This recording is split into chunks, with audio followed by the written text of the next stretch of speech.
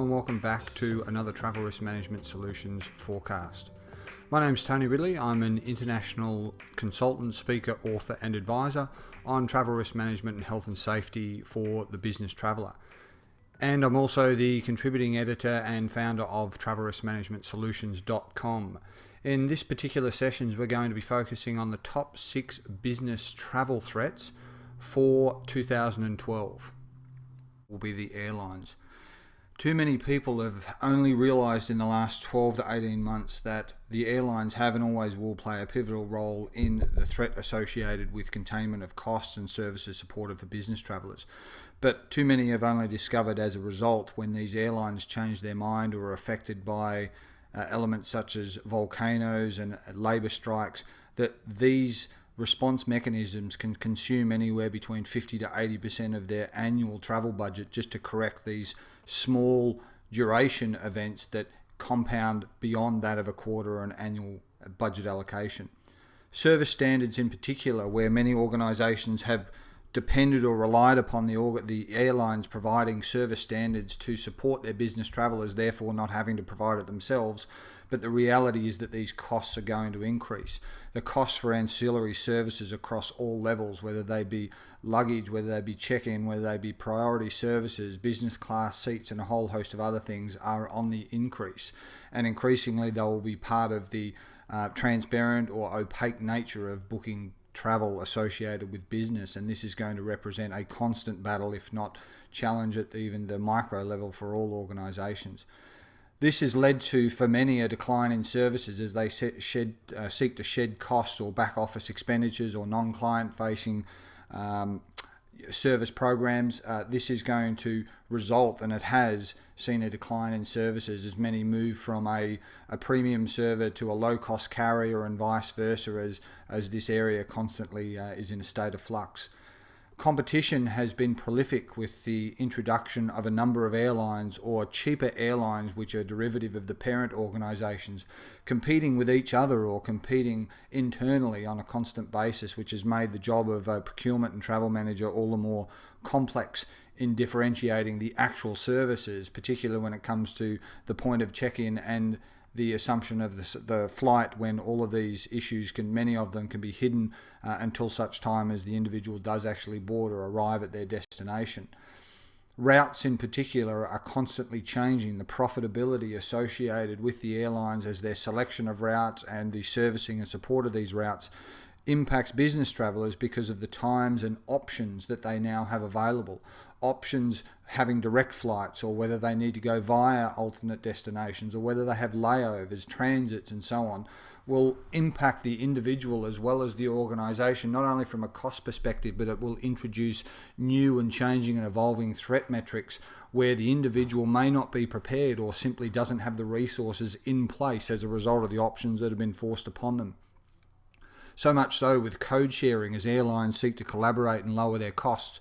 Code sharing can often be opaque at best, or certainly not transparent months in advance or even days in advance. So by the time they go to board an airline which they think they have an affiliation with, they're actually boarding another aircraft, another airline, another service provider, or a host of other options which simply wasn't in their profiling, it wasn't in the agreement.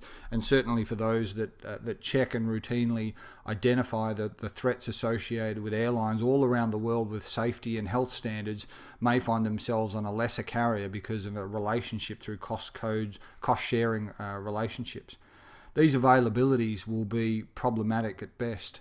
There simply are not alternate choices. Flight still remains the safest means of transport. However, there are often conundrums between the choice of land transport, the use of train, and the availability for select routes both on seasonal and regular flights will be an issue as people juggle with both costs, the health and safety aspects, the threats associated, and simply the choice that may not be available given on limited routes or limited and more remote destinations.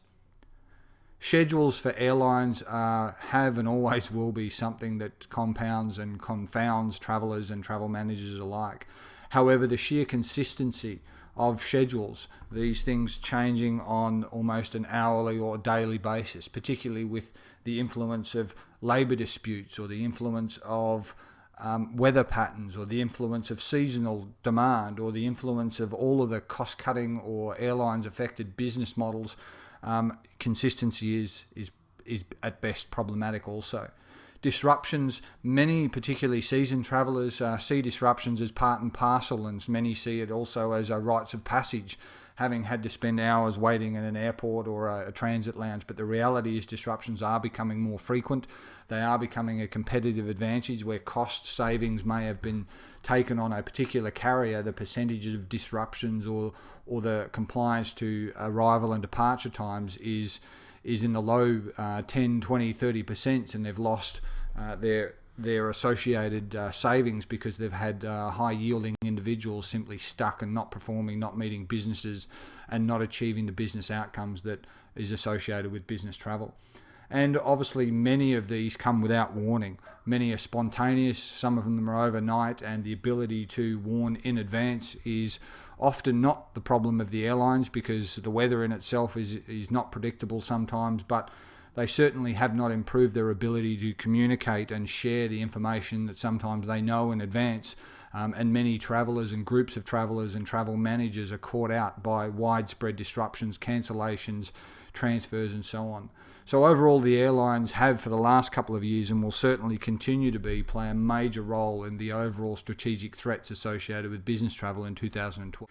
In this session, we're focused on the top 6 business travel threats for 2012. At a very high level, we've looked at the strategic threats and influences associated with the threats for 2012. We've looked at the travel industry and the fragmentation, offerings and oversights as a result of the ever-competing travel industry, and certainly the proliferation of one-to-one communication tools such as applications, websites and booking processes is going to create an issue for organisations.